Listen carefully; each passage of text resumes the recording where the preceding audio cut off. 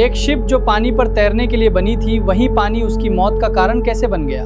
14 अप्रैल 1912, रात का अंधेरा, नॉर्थ अटलांटिक ओशन की ठंडी हवा और समुद्र के बीच दुनिया का सबसे लग्जरियस और टेक्नोलॉजिकली एडवांस शिप टाइटैनिक। उस वक्त लोगों को लगता था कि टाइटैनिक प्रैक्टिकली अनसिंकेबल है, यानी ऐसा शिप जो कभी डूब नहीं सकता। लेकिन कुछ घंटों बाद ही वो शिप समुद्र की तह में बढ़ा था। सब लोग कहते हैं टाइटैनिक आइसबर्ग से टकराया और डूब गया, लेकिन अगर मैं आपको कहूँ कि आइसबर्ग सिर्फ शुरुआत थी, असली किलर कुछ और था और उस किलर का नाम था फिजिक्स। चलिए समझते हैं। सबसे पहले एक सिंपल सवाल, कोई भी शिप पानी पर तैरता कैसे है? आखिर हजारों टन स्टील से बना हुआ टाइटैनिक पानी में डूबता क्यों नहीं था? इसका जवाब है बुयंसी। जब कोई ऑब्जेक्ट पानी में होता है तो पानी उस ऑब्जेक्ट के ऊपर की तरफ एक फोर्स लगाता है। उस फोर्स को बुयंट फोर्स या अपथ्रस्ट कहते हैं। जब ये अपवर्ड फोर्स ऑब्जेक्ट के वेट के बराबर होता है तब ऑब्जेक्ट तैरता रहता है। टाइटैनिक के साथ भी यही हो रहा था। उसका वेट बहुत ज्यादा था, लेकिन उसके नीचे डिस्प्लेसमेंट होने वाले पानी की वजह से उतनी ही बुयंट फोर्स जनरेट हो रही थी। अब सीन चेंज होता है। रात के लगभग 11:40। लुकआउट को दूर एक आइसबर्ग नजर आता है। क्रू तुरंत डायरेक्शन चेंज करने की कोशिश करते हैं, बट देर हो चुकी होती है। आइसबर्ग टाइटैनिक के साइड से स्क्रैप करता हुआ निकल गया। इंटरेस्टिंग बात यह है कि आइसबर्ग ने टाइटैनिक में कोई ह्यूज गिगेंटिक होल नहीं बनाया था। मूवीज में अक्सर बड़ा एक क्रैक दिखाया जाता है, रियलिटी में हल्के कई छोटे ओपनिंग्स और फ्रैक्चर्स हुए थे, और यही से शुरू होती है असली फिजिक्स। अब सोचिए, शिप के बाहर पूरा अटलांटिक ओशन और अंदर रिलेटिवली ड्राई कंपोनेंट्स। जैसे ही ओपनिंग्स बनी, पानी अंदर घुसना शुरू हुआ, लेकिन पानी सिर्फ फ्लो नहीं कर रहा था, पानी प्रेशर की वजह से फोर्स के साथ एंटर हो रहा था। यहाँ हमें समझना होगा हाइड्रोस्टैटिक प्रेशर। प्रेशर का मतलब होता है फोर्स पर यूनिट एरिया, और पानी के अंदर प्रेशर डेप्थ के साथ इंक्रीज होता है, जिसका फॉर्मूला है P = ρgh। यहाँ रो वाटर डेंसिटी है, G ग्रेविटी और H डेप्थ है। इस फॉर्मूले का सिंपल मतलब है जितना नीचे जाओगे उतना ज्यादा प्रेशर मिलेगा। इसीलिए टाइटैनिक के लोअर कंपार्टमेंट सबसे पहले और सबसे तेजी से फ्लड हुए। अब एक और इंटरेस्टिंग चीज समझिए, टाइटैनिक को डिजाइन करते वक्त इंजीनियर्स ने वाटर टाइट कंपार्टमेंट्स बनाए थे। आइडिया ये था कि अगर एक या दो कंपार्टमेंट्स फ्लड भी हो जाए तो शिप भी तैरते रहे। ये डिजाइन उस जमाने के हिसाब से ब्रिलियंट था, लेकिन प्रॉब्लम ये थी कि आइसबर्ग ने एक्सपेक्टेड से ज्यादा कंपार्टमेंट्स डैमेज कर दिए।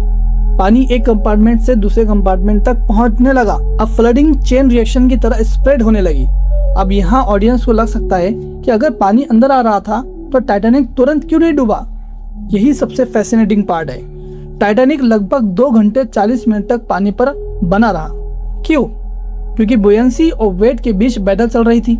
हर मिनट शिप में पानी एंटर हो रहा था और हर मिनट शिप का टोटल मास इंक्रीज हो रहा था। याद रखिए, पानी शिप के बाहर हो तो बुयंसी प्रोवाइड करता है, लेकिन वही पानी शिप के अंदर आ जाए तो एक्स्ट्रा वेट बन जाता है। यही टाइटैनिक के साथ हुआ। जो चीज उसे फ्लोट करने में हेल्प कर रही थी वही उसकी दुश्मन बन गई। अब बात करते हैं एयर पॉकेट्स की। शिप की कई कंपार्टमेंट्स में हवा फंसी हुई थी। ये ट्रैप्ड एयर टेम्पररी बुयंसी प्रोवाइड कर रही थी। एक तरह से टाइटैनिक को कुछ एक्स्ट्रा वक्त मिल रहा था, लेकिन जैसे जैसे फ्लडिंग बढ़ी ये एयर पॉकेट्स कंप्रेस होने लगे। कुछ जगह से हवा बाहर निकल गई, कुछ कंपार्टमेंट्स कम्प्लीटली वाटर से फिल हो गए और धीरे धीरे टाइटैनिक अपना बुयंट एडवांटेज लूज करने लगा। अब फिजिक्स और ड्रामेटिक हो जाती है। शिप का फ्रंट सेक्शन सबसे ज्यादा फ्लड हुआ, इसलिए बो यानी फ्रंट पोर्शन हैवी होने लगा।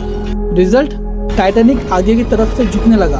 अब फोर्स डिस्ट्रीब्यूशन यूनिफॉर्म नहीं रहा, पूरे स्ट्रक्चर पर अनइवन लोड्स लगने लगा। इमेजिन कीजिए एक रूलर को दोनों साइड से पकड़कर धीरे धीरे बैंड करना। जितना ज्यादा बैंड होगा उतना ज्यादा स्ट्रेस डेवलप होगा। टाइटैनिक के साथ भी कुछ ऐसा ही हुआ। स्टील स्ट्रक्चर पर इनॉर्मस बेंडिंग स्ट्रेस जनरेट हुआ। अब तक लोग लाइफ बोट्स में निकलने की कोशिश कर रहे थे। डेक का एंगल कंटिन्यूअसली बढ़ रहा था, लेकिन उन्हें शायद अंदाजा नहीं था फिजिक्स किस स्पीड से सिचुएशन को कंट्रोल कर रही है। जैसे जैसे बो नीचे गया फ्लडिंग और तेज हो गई, और फ्लडिंग तेज हुई तो वेट और बढ़ा। ये विकियस साइकिल बन गया। मोर फ्लडिंग, मोर वेट, लेस बुयंसी, मोर टिल्ट। और फिर एक पॉइंट आया जहाँ सिस्टम इरिवर्सिबल हो गया।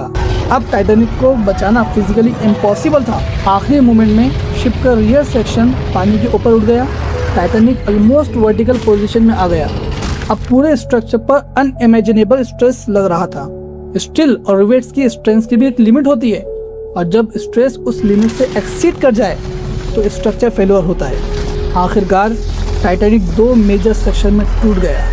फ्रंट सेक्शन पहले समुद्र में गायब हुआ, फिर रियर सेक्शन भी कुछ समय बाद ओशन के अंदर गायब हो गया और दुनिया का सबसे फेमस शिप हिस्ट्री बन गया। तो क्या टाइटैनिक आइसबर्ग से डूबी? पार्शियली हाँ, लेकिन पूरी कहानी नहीं। आइसबर्ग ने सिर्फ डैमेज क्रिएट किया। असली sinking hydrostatic pressure, flooding mechanics, loss of buoyancy, air pocket dynamics और स्ट्रक्चर फेलियर की वजह से हुई। और शायद इसीलिए टाइटैनिक की कहानी इतनी फैसिनेटिंग है, क्योंकि ये सिर्फ एक मैरीटाइम डिजास्टर नहीं था, ये फिजिक्स का रियल वर्ल्ड डेमोन्स्ट्रेशन था। एक ऐसा डेमोन्स्ट्रेशन जहां नेचर के लॉस ने दुनिया की सबसे एडवांस इंजीनियरिंग को चैलेंज कर दिया और जीत आखिरकार फिजिक्स की हुई। तो दोस्तों, अगर ये फिजिक्स की सिनेमैटिक टाइटैनिक मूवी आपको अच्छी लगी हो तो please like, share and subscribe. ऐसी वीडियो को बनाने के लिए बहुत मेहनत लगती है। मैं ये चाहता हूँ फिजिक्स के लॉज एंड कॉन्सेप्ट को इमेजिनेशन फॉर्म में एक्सप्लेन करूँ। अगला टॉपिक किस सिनेमैटिक मूवी और फिजिक्स के लॉस पे चाहिए, प्लीज़ कमेंट करके बताइए। Thank you.